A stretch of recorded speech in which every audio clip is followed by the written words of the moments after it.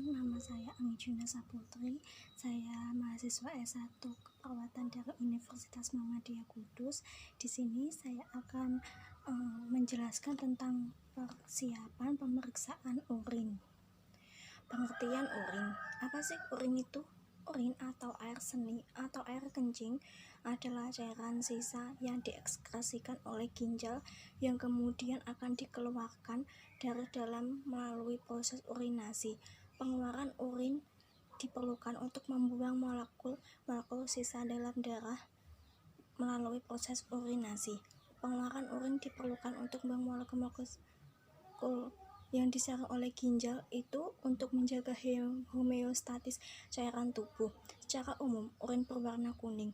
Urin encer warna kuning pucat atau kuningnya itu kuning jernih. Urin kental itu berwarna kuningnya pekat, dan urin baru yang masih segar itu berwarna kuning pekat, kuning jernih. Urin yang didiamkan agak lama akan agak berwarna kuning, berbau amonia, pH berkisar antara 4,8 sampai 7,5. Urin akan menjadi lebih asam jika mengkonsumsi banyak protein, dan urin akan menjadi lebih basah jika mengkonsumsi banyak sayuran. Berat jenis urin 1,002 sampai 1,035. Secara kimiawi, kandungan zat dalam urin diantaranya adalah sampah nitrogen, terus badan keton, zat sisa metabolisme lemak, ion-ion elektrolit, hormon, zat toksit, zat abnormal. Volume urin normal per hari adalah 900 sampai 1400 ml.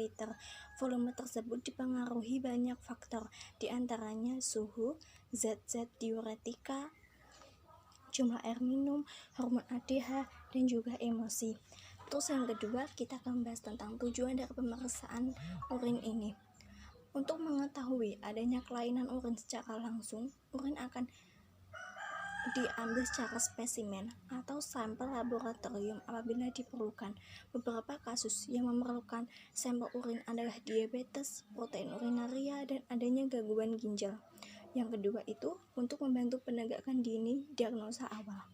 Urin terdiri dari air dengan bahan terlarut berupa sisa metabolisme seperti urea, garam terlarut, terus materi organik, cairan, dan materi pembentuk urin berasal dari darah atau cairan interstisial. Komposisi urin berubah yang sepanjang proses reabsorpsi ketika molekul yang penting bagi tubuh, misal glukosa, diserap kembali ke dalam tubuh melalui molekul pembawa. Cairan yang tersisa mengandung urea dalam kadar yang tinggi dan berbagai senyawa yang berlebih atau berpotensi racun yang akan dibuang keluar tubuh. Materi yang terkandung di dalam urin dapat diketahui melalui urinalisis. Urea yang dikandung dalam urin dapat menjadi sumber nitrogen yang baik untuk tumbuhan dan dapat digunakan untuk mempercepat pembentukan kompos. Terus faktor yang mempengaruhi proses urinasi. Faktor internal itu ada hormon antidiuretik ADH, terus hormon insulin. Saraf stimulus pada saraf ginjal akan menyebabkan ductus afferent.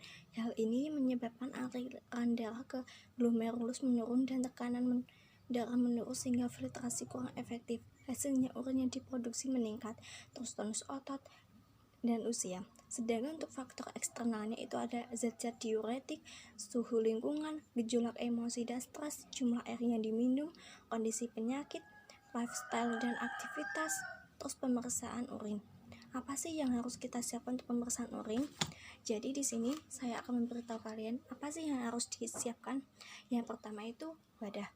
Tapi hari ini saya memakai alat yang seadanya, jadi kita misal gelas ini tuh wadah. Terus jangan lupa pakai handscoon, terus pakai masker ya.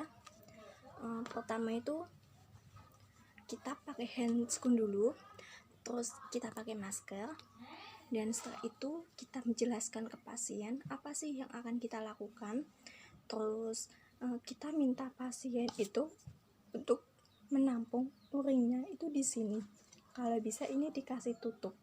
dan setelah itu bisa dibawa ke laboratorium langsung, karena kan kalau di wadah itu udah otomatis ada namanya.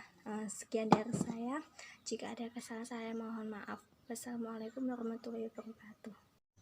Hai semua, perkenalkan nama saya Anggi Junesa Putri. Saya dari Prodi S1 Keperawatan di Universitas Muhammadiyah Kudus.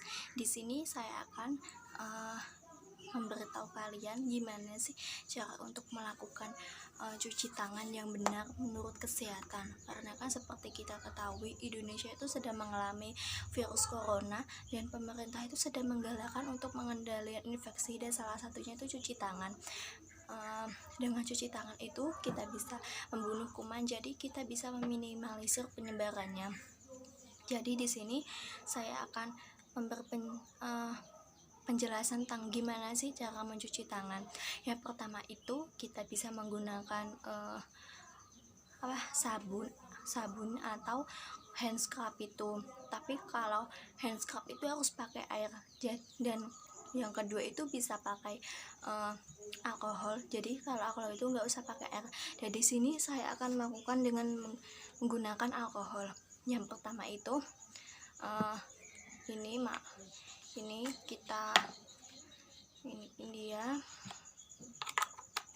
Terus yang pertama itu kita giniin ya, sebanyak itu ini. Terus kita giniin ini untuk membersihkan punggung dan juga sela-sela jari yang kadang kita lupa untuk membersihkannya. Terus kita juga masukin di sini, kan ini juga biasanya buat kita pegang, jadinya harus dibersihin banget. Terus gini, gerakan mengunci ini yang keempat, 4, 5, kayak gini ya, gini 5, 6. Nah ini yang terakhir. Kalau biasanya pakai air ya tinggal dibilas pakai air, tapi karena kali ini saya pakai alkohol jadi gak usah dibilas. Sekian dari saya, terima kasih, mohon maaf jika ada kesalahan. Selamat siang Ibu. Siang. Perkenalkan saya Anggi Junesa Putri. Saya biasa dipanggil Ami. Di sini saya sedang mendapat shift siang Ibu. Tugas saya itu dari jam 2 siang sampai jam 9 malam nanti. Ibu, tadi kan katanya di bagian paha Ibu gatal kan? Katanya kan Ibu juga punya riwayat alergi. Jadinya itu saya di sini mau membawa obat untuk mengurangi alergi itu. Nanti Ibu mau saya olesin atau Ibu yang olesin? Saya sendiri saja. Oh ya udah, kalau gitu Ibu olesin ya Bu. Ini Bu, Ibu bisa bangunkan.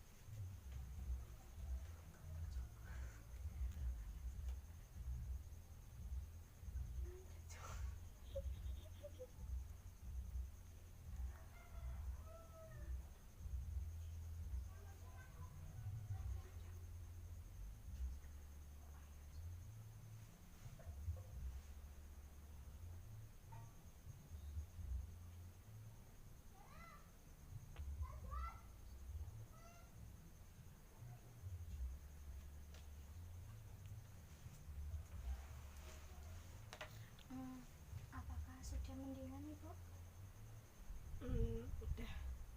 Baiklah kalau gitu Bu, nanti jam 5 saya akan kesini untuk siang Ibu. Siang. Perkenalkan saya Anggi Junesa Putri. Saya sedang mendapat shift siang. Kali ini saya tugas dari jam 2 siang sampai jam 9 malam nanti.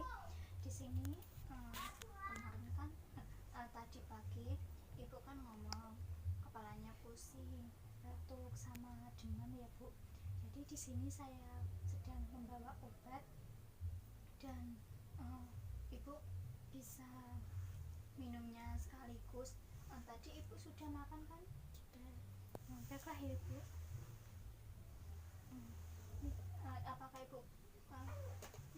Apakah Ibu bisa bangun sendiri atau butuh bantuan? Bisa bangun sendiri. Ya udah. Ini Bu.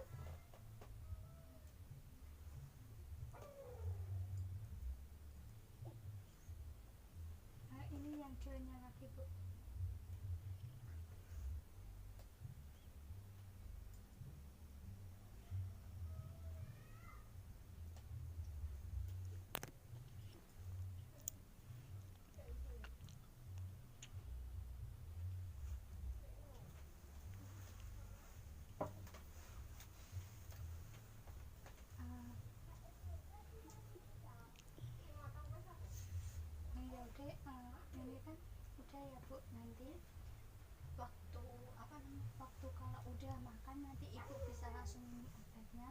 Obatnya itu sesudah makan semua ya Bu, dan bisa diminum sekaligus, jadi enggak harus kayak ada jeda waktunya. Dan ini kan udah jam istirahat, jadi kalau ibu mau tidurnya nggak apa-apa. Kalau gitu saya kembalikan ke ruang perawatan dulu ya Bu, nanti kalau ada apa-apa ibu bisa minta tolong sama wakilnya ibu untuk memanggil saya di sana. Selamat siang ibu.